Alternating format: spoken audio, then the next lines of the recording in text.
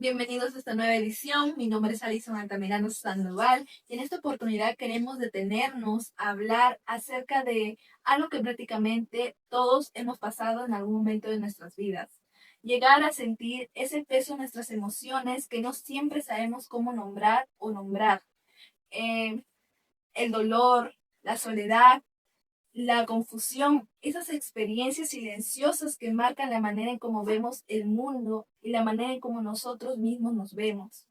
Es por ello que nuestros reporteros, Nahum, Roxé, Johan y Angeli, se unen hoy para comprender un poco más de lo que significa atravesar estos momentos y cómo las personas encuentran diferentes formas para poder salir adelante.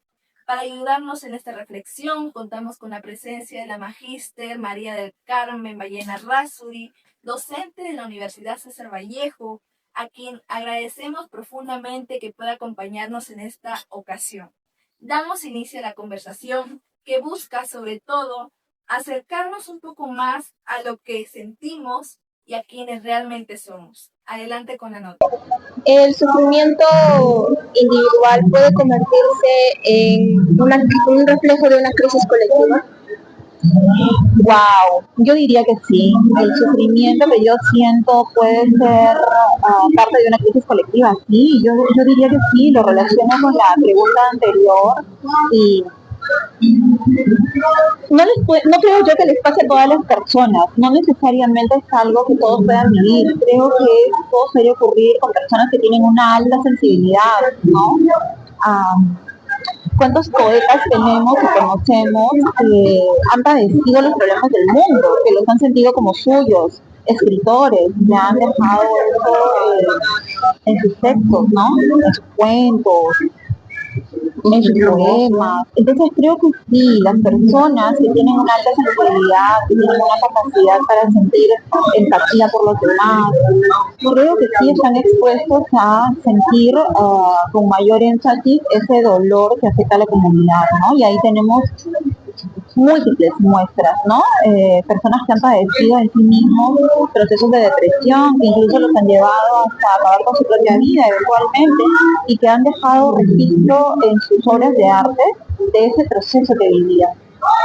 Creo que también en el momento actual, y permítanme hacer aquí un añadido, creo que en el momento actual en el que hay tanta información circulando, pero información falsa también, en el que hay tantos coach, entre comillas, tanta gente que en las redes tiene la receta para estar mejor, creo que es el momento en que cuando sigamos que estamos desbordados, sintamos que ya no podemos más, sintamos que hemos perdido la esperanza, que no le encontramos sentido al para qué estamos aquí, al por qué estamos aquí.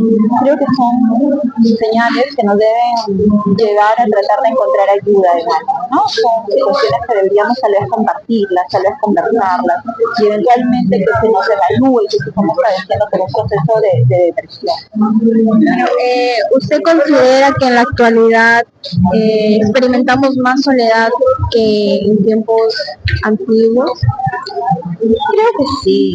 Creo que sí, las propias condiciones hacia donde ha ido evolucionando la humanidad, de nuevo, las tecnologías, creo que sí, nos han llevado a momentos, a situaciones en las que es más común estar solo. Ahora, no necesariamente el estar solo debería implicar sentir soledad, ¿no? Se supone que deberíamos tener una capacidad para diferenciar. También es una opción eventualmente elegir estar solo, ¿no? Hay personas que eligen eso por diferentes motivos. Ahora, diría yo que ese estar solo o esa posibilidad de poder hacer cada vez más cosas de manera individual me debería llevar a pensar el individualismo en sí, qué implica y hacia dónde me conduce como persona. Me ayuda a ser mejor, me ayuda a conseguir mis metas. Eventualmente habrán unos que responderán que sí.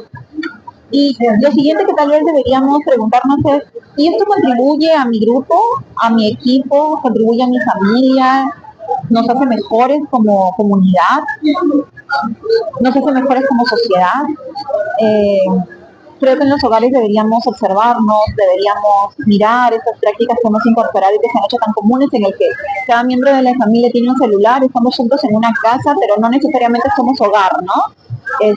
Estamos juntos, pero no necesariamente los padres están presentes, no necesariamente los hijos están presentes, no hay ese compartir que es lo que hace esta comunión, ese de formar vínculos.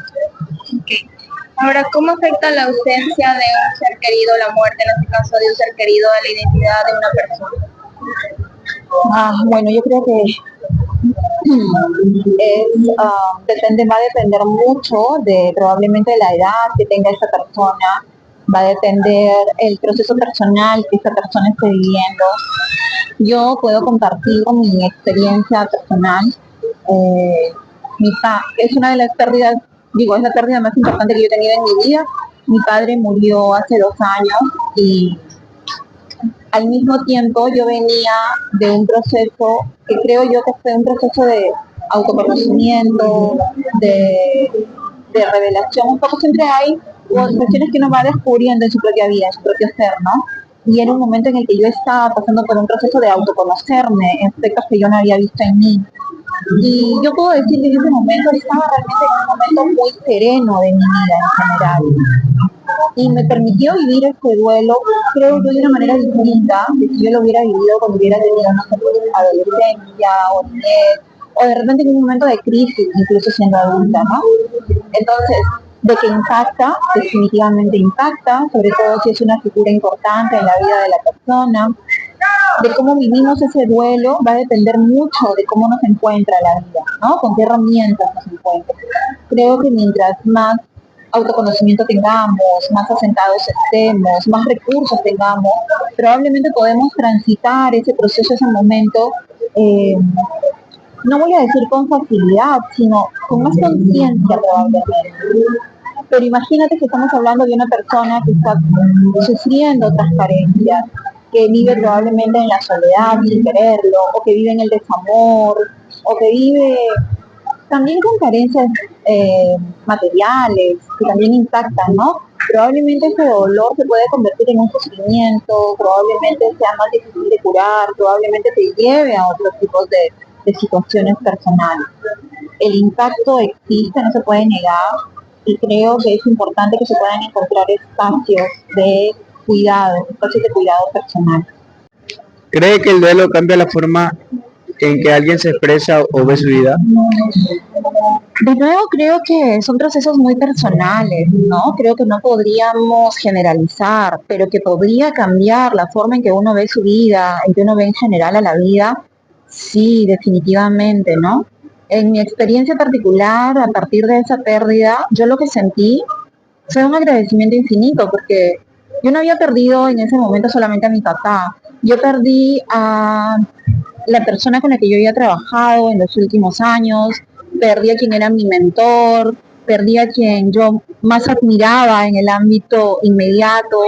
Entonces para mí, por ejemplo, significó una pérdida enorme, la pérdida de mi papá. Pero al mismo tiempo, por ese momento de nuevo que yo vivía, lo que despertó en mí fue agradecimiento, un agradecimiento infinito. Yo siempre sentí que mi papá vivía en mi corazón, vivía en mí, yo lo tengo presente todos los días de mi vida, a veces más, a veces menos, pero está presente en mí siempre. Y yo siento que él vive en mí, de alguna forma su recuerdo vive en mí. Ahora, esta experiencia mía se puede generalizar, por supuesto que no. Ni siquiera tampoco podría yo sentirme capaz de decirle a alguien, oye, mira, si yo lo viví así, seguro que tú también. No, definitivamente no, yo lo comparto solo como lo que yo viví.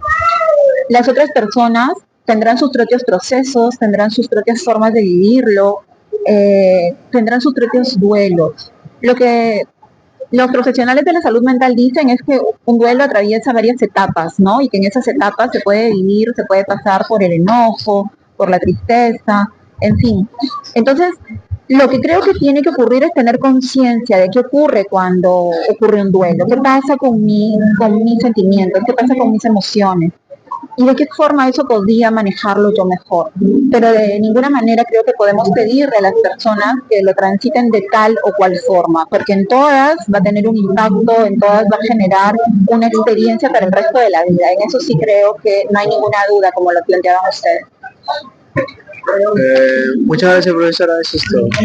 Si algo ha quedado claro a lo largo de esta entrevista es que definitivamente las personas, cuando tienen sentimientos que son difíciles de expresar, suelen recurrir a maneras creativas o formas que ellas mismas consideran adecuadas para poder expresar estos sentimientos. Esto fue lo mismo que pasó con César Vallejo, debido a que él buscaba dar a conocer ese sentimiento que tenía. El propósito de un escritor es hacer que su lector entienda y sienta lo que él está escribiendo. En este caso, César Vallejo consideró que el lenguaje en el marco de la literatura normal era escaso y no podía expresar sus sentimientos con ese tipo de lenguajes. Es por ello que César Vallejo, en forma de protesta, en forma de ayuda para apoyarse en su literatura y poder expresar sus sentimientos, crea una nueva manera de expresarse que para muchas personas puede resultar un tanto filática, un tanto difícil de comprender, pero que cuando se llega a entender, se siente realmente lo que Vallejo está expresando por medio de sus obras. A lo largo de esta entrevista comprendimos que el dolor, la soledad, la desigualdad y la búsqueda de sentido son parte esencial de la experiencia humana. Estas reflexiones nos invitan a mirar nuestras propias emociones y el papel que tienen el arte y el lenguaje para darle significado. Agradecemos a la profesora invitada y a ustedes por acompañarnos. Somos hasta la próxima.